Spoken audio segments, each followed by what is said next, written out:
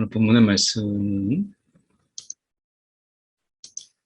사무엘상 24장 1절에서 22절까지 말씀입니다. 사무엘상 24장 1절에서 22절까지 말씀. 오늘 말씀을 통해서 저희가 보려고 하는 것은 다윗에게 사울을 이제 되면 해할 수 있는, 그리고 더 적극적으로 얘기하면 죽일 수 있는 절호의 기회가 왔죠. 그래서 더 이상 사울에게 쫓기지 않냐고 자신을 괴롭히고 죽이려고 했던 사울에 대해서 철저하게 보복할 수 있는, 되면 절호의 기회가 있게 되죠. 그럴 때는 그것을 하나님의 뜻이다 라고 생각하기 쉽죠. 그래서 어쩌면 지금 이 사울과 다윗 속에서 하나님의 뜻이라고 생각하는 사람과 하나님의 뜻을 구하고 하나님의 뜻에 신중한 사람과의 영적 싸움처럼 보입니다. 그래서 주어진 환경 속에서 어떤 조건이 딱 맞게 될 때 이것을 이건 하나님의 뜻이다 라고 생각하는, 그리고 그것을 하나님의 뜻으로 여기고 행하는 한 사람과 너무 당연해 보이고 그리고 그것이 하나님의 뜻이라고 보여주는 상황에서조차 하나님의 뜻을 더 구체적으로 구하고 그리고 하나님의 더 큰 뜻을 생각하면서 그 일에 대해서 굉장히 신중한 또 한 사람과의 이 모습을 양쪽에서 보여줘요. 그럴 때 우리는 어떻게 행해야 되는가 라고 하는 것을 잘 보여주는 본문이 아닌가 하는 생각을 해보게 됩니다. 블레셋과의 전쟁 속에서 다윗을 이제 계속 포위망을 좁혀왔던 사울이 이제 포위망을 좁혀왔던 사울이 갑자기 이제 블레셋이 쳐들어오는 바람에 다윗을 잡으려고 하는, 때문에 이제 한 곳에 막 몰아세울 수 있었던 그런 사울이 생각할 때 정말 아까운 기회가 지나갔죠. 그리고 나서 이제 너무나 그게 아까웠는지 전쟁이 끝나자마자 블레셋과의 싸움이 마치자마자 지금 사울은 다윗을 바로 뒤쫓기 시작합니다. 그러는 가운데 사울이 이제 급한 일이 생겨서 자기의 볼일을 보기 위해서 이제 굴을 찾게 됩니다. 그래서 이 굴은 생각보다 굉장히 깊었던 것이죠. 그래서 다윗과 그의 사람들이 그 굴 깊은 곳에 있었다. 이것은 이제 다윗이 은신처럼 삼았던 마침 그 굴이었는데 사울이 이제 거기에 들어왔으니까 볼일을 보러 가는 건데 경호하거나 이런 사람들이 주변에 없지 않겠어요? 그러니까 이거는 개인적인 용무니까. 그래서 이 다윗이 이제 숨어있는, 은폐되어 있는 그것까지 들어오게 된 거죠. 그때 다윗의 사람들이 이야기하는 것을 보십시오. 너무 볼 때 절호의 기회입니다. 여호와께서 내가 원수를 내 손에 넘기리니 내 생각에 좋은 대로 그에게 행하라. 여러분 이 말씀을 지금 들은 적이 있으세요? 그러니까 내가 원수를 내 손에 넘기리니 내 생각에 좋은 대로 그에게 행하라. 이 말을 직접적으로 성경에서 다윗에게 하나님이 하셨다라고 하는 순간이 여러분 우리가 들은 적이 있나요? 지금 이 부분에서 지금 사람들이 여호와께서 라고 하는 이 부분으로 지금 마치 하나님의 뜻을 자신들이 전하고 있는 하나님의 메신저가 되어서 지금 이야기하고 있는 것처럼 보이잖아요. 여호와께서 당신에게 이르시기를, 이렇게 이야기하면 다 선지자고 또 다 이 하나님의 뜻을 이야기하는 메신저처럼 보여요. 그래서 좋은 대로, 내 생각에 좋은 대로 행하라. 이거는 이제 마치 하나님이 그렇게 말씀하신 것처럼 다윗의 사람들이 이야기하잖아요. 그래서 이것이 바로 그날입니다. 라고 이야기합니다. 그래서 결정적인 날, 이거는 승리의 날, 하나님이 주신 날, 하나님이 허락하신 날처럼 이야기를 해요. 그럴 때 우리는 거기에 편성되어서 어떻게 보면 주변의 사람들이 자꾸 그런 얘기를 하니까 이제 부안해동해서 그런 부분들을 그렇게 해도 되겠다.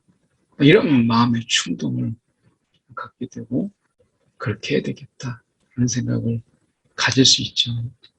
근데 다윗은 그렇게 하나님께서 얘기하고 있는 이런 다윗의 사람들의 이 충동 또는 이 부안해동하지 않고 다윗은 사울의 겉옷자락을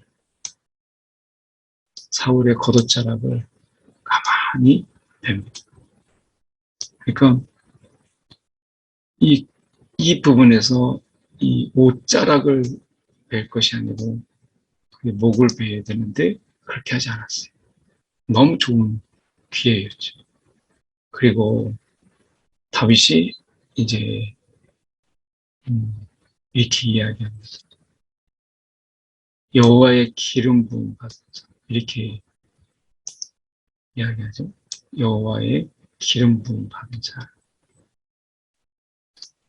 그러니까 이 여호와의 기름 부음 받은 자라고 하는 것은 결국에는 하나님이 기름을 부으셨기 때문에 하나님의 손으로 행하시지 그것을 내가 할 수 있는 게 아니다. 이렇게 선을 긋습니다. 그래서 이야기하죠. 여호와의 기름 부음 받은 때 줄을 치는 것은 여호와께서 금하시는 것이니. 자, 이렇게 말씀하죠. 그러니까 다윗의 사람들이 이야기하고 있는 부분 속에서는 지금 무엇을 본 거예요? 다윗의 사람들이 이야기하는 것은 지금 이 상황 그리고 이것이 기회, 상황과 기회라고 하는 관점에서 어떻게 보면 다시 올 수 없는 기회라는 거죠. 이것은 이제 사울을 해할 수 있는 절호의 기회라고 하는 것입니다. 그래서 이 기회로 인해서 이게 하나님의 뜻이다. 하나님이 주신 기회다. 이 하나님이 주신 기회다가 결국에는 하나님의 뜻으로 둔갑해버렸어요. 이 절호의 상황이 결국 하나님의 뜻이 된 것이죠. 그런데 다윗은 그렇게 말하지 않아요. 지금 더 큰 하나님의 뜻, 이것은 기름 부음 받은 자는 하나님께서 그것을 행하시는 것이지 내가 행하시는 것이 아니다. 그래서 여호와께서 금하시는 것, 금하시는 것. 이것에 더 큰 하나님의 뜻을 본 것이죠. 그러니까 다윗의 사람들은 지금 기회라고 하는 관점에서 이것이 하나님의 뜻이다. 다시 올 수 없는 기회다. 라는 것에 하나님의 뜻을 굉장히 좁게 그리고 자신들에게 유리하게 하나님의 뜻을 정했다면 다윗에게는 기회가 아니라 더 큰 원칙과 원리죠. 그래서 여호와께서 금하셨다라고 하는 이 부분을 결국 여호와께서 기름 부으신 자는 하나님께서 하나님의 손으로 행하시지 우리 내 권한이 아니다 라고 하는 데서 분명히 선을 그어요. 이것에 대해서 그러니까 그것은 하나님이 행하실 하나님의 일이지 그것은 내 일이 아니다 라는 것 때문에 이 더 큰 원칙 이 원칙이 사람들이 이야기하고 있는 하나님의 뜻이라고 하는 것을 물리칠 수 있었다라고 하는 것이죠. 그래서 그는 어쨌든지 간에 여호와의 기름 부음을 받은 자라고 하는 이 부분. 그래서 어떤 기회 때문에 하나님의 뜻, 더 큰 하나님의 말씀을 우리가 무시하거나 왜곡시키지 않고 이 주어진 이 상황에 오히려 하나님의 뜻을 붙잡는 다윗을 보게 됩니다. 그래서 다윗이 이 말로 자기 사람들을 금하여 사울을 해하지 못하게 하니라. 그래서 오늘 다윗이 되면 사람들의 그 이야기 그리고 자신들의 생각을 하나님의 뜻이라고 말하는 이런 어떤 기회나 환경이나 또는 여건 또는 상황 이런 것에 끌려다니지 않는 하나님의 뜻이 마치 그런 가운데 있는 것처럼 이렇게 말하지 않고 하나님이 금하신 부분 속에서 다윗은 이 말씀의 원칙, 가장 근간이 되는 이 말씀을 상황이라고 하는 부분을 이겨낸 것을 보게 됩니다. 우리는 이런 경우를 참 많이 보게 돼요. 그래서 이런 어떤 상황이라고 하는 조건이라고 하는 또는 기회라고 하는 것 때문에 이것이 갑자기 하나님의 뜻으로 둔갑되는 경우가 참 많습니다. 그런데 지금 다윗은 이 부분에 대해서 여호와께서 뭐라고 말씀하셨는가 라고 하는 것을 그 말씀을 붙잡았다. 상황이나 기회가 아니라 지금 다윗은 말씀을 붙잡았어요. 그러니까 이 말씀을 붙잡았다라고 하는 것이 우리에게 많은 시사점이 있는 것이죠. 오늘 우리가 말씀을 붙잡지 않으면 상황을 붙잡게 된다. 하는 것이 이 부분이죠. 우리가 기억해야 될 게 말씀을 붙잡지 않으면 상황, 기회를 붙잡.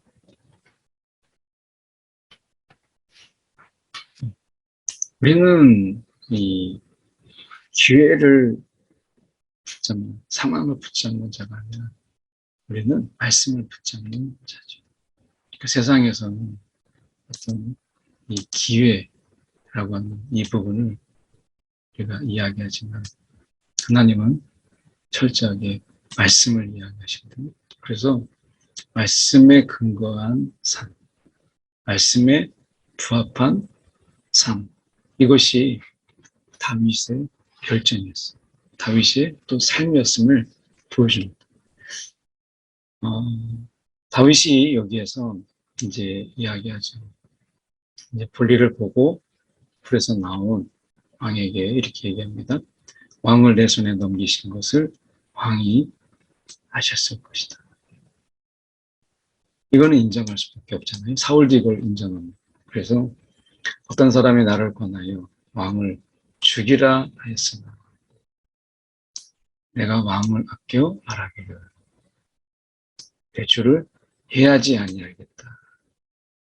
그러면서 이 왕을 아끼는 이 말에 그가 가식 형식적인 것이 아니라 여호와의 기름 부음 받은 자로서 그가 사울을 아꼈고 안타깝게 여겼고, 그리고 이 왕이라고 하는 하나님의 이 기름 부음 받은 자라고 하는 것에 그가 예의를 다했다라고 하는 것을 보여주게 됩니다. 오늘 어떻게 보면 기름 부음 받은이라고 하는 이 부분 속에서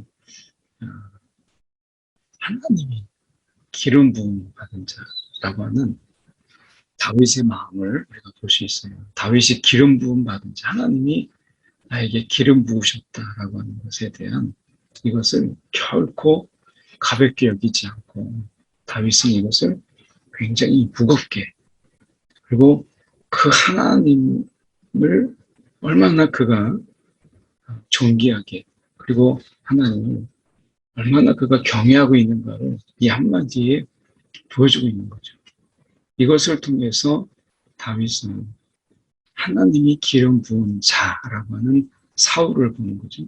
그러니까 사울을 기름 부음 받은 자와 떼어서 보는 것이 아니고 기름 부음 받은 자라고 하는 품 속에서 사울을 보고 있다는 것을 지금 우리 가운데 말하고 있는 것이죠. 그래서 여호와를 향한 그의 경외, 이것은 이미 골리앗 때 보여줬잖아요. 그래서 그분이 기름 부음 받은 자라고 하는 관점에서 사울을 봤어요. 따로 보지 않고. 이 부분이 그의 진심일성을 보여주는 것이고, 그리고 이제 다윗이 내 아버지요, 이렇게 이야기합니다. 이거는 들으면 그 사울을 어떻게 생각했는가라고 하는 것을 잘 보여주고 있는 거죠. 왕의 옷자락을 벗어서 내가 왕을 죽이지 아니하고 겉옷자락만 베었었죠. 이렇게 얘기합니다. 그러면서 나는 왕에게 범죄한 일이 없나이다. 범죄한 일이 없나이다. 이렇게 자신의 결백을 이것을 통해서 보여줘요. 그러면서 여기서 중요한 이야기를 다윗이 하죠. 여호와께서는 나와 왕 사이를 판단하사. 그 다음에 얘기합니다. 여호와께서 나를 위하여 왕에게 보복하시려니와 내 손으로는 왕을 해하지 않겠나이다. 그러니까 하나님이 기름 부으심을 받은 부으시는 자시니까 기름 부으신 하나님이 그것을 행하시고 내가 잘못한 것이 없기 때문에 이 일에 대해서는 하나님이 나의 억울함을 해결하시기 위해서 적어도 하나님이 왕에게 그것의 그 책임과 그리고 그 잘못을 하나님께서 왕에게 행하시지 않겠나, 무릎 꿇지 않겠는가 라고 하는 것을 분명히 이야기하면서, 그러나 그것은 하나님께 맡기고 이것은 내 일이 아닌 것을 그가 선언합니다. 이것은 자기가 할 수 있는 게 아니다 라고 이야기하는 거죠. 이건 하나님의 일이고 이건 내 일이 아니다 라고. 그러니까 우리는 많은 경우가 하나님이 하실 일과 하나님이 나에게 맡겨주신 일의 차이가 있죠. 그러니까 하나님이 여전히 지금도 신실하게 일하시는 하나님의 일이 있고, 하나님이 나에게 맡겨주신 일이 있는데 맡김을 받은 그 자가 하나님의 모든 일을 할 수 있는 것처럼 말하는 그런 세상인데, 다윗은 그렇게 말하지 않았어요. 여호와께서 나를 위하여 왕에게 보복하시려니와 내 손으로는 왕을 해하지 않겠나이다. 나는 이 영역은 하나님이 나에게 맡겨주신 적이 없다라고 하는 것을 말씀하고 있는 거죠. 이것은 그러나 하나님이 행하실 것입니다. 여호와께서 재판장이 되어서 왕과 내 사이에 심판하사 나의 사정, 그래서 나의 억울함을 풀어주시고 왕의 손에서, 이 죽음의 손에서 이 건져주시기를 원합니다 라고 이야기합니다. 그래서 철저하게 이것은 나의 영역이 아니지만 하나님께서 이것을 행하실 것을. 이것은 굉장히 중요한 부분이었죠. 결국에는 다윗이 왕이 되었을 때,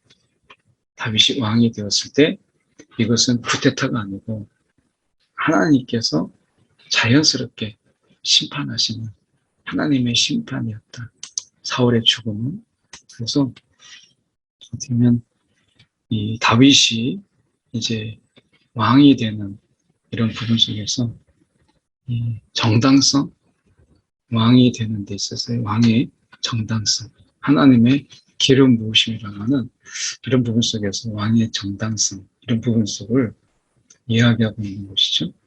그래서 우리가 좀 보면 이제 이 부분에서 사울은 감동을 받죠. 누가 감동을 받지 않을 수 있겠어요? 나는 내가 반드시, 이거는 이미 신작에 요나단에 의하면 알고 있었던 부분이죠. 내가 반드시 왕이 될 것을 알고 이스라엘 나라가 내 손에 견고히 설 것을 안다. 아는 것과 이것을 인정하는 것과의 차이가 얼마나 큰가라고 하는 것을 사울은 보여주고 있어요. 그러니까 아는 것과 그리고 그것을 내가 마음으로 인정하는 것과의 차이. 머리가 있었던 것이 내가 마음으로 가슴으로 내려오는 데까지 시간이 얼마나 먼가라고 하는 것을 우리는 살면서 경험을 하죠. 머리로는 되는데 마음을 뒤따라가지 못하는 이런 부분들이 굉장히 많아요. 이런 부분 속에서 우리는 이 부분을 우리가 생각해 볼 필요가 있는 것이죠.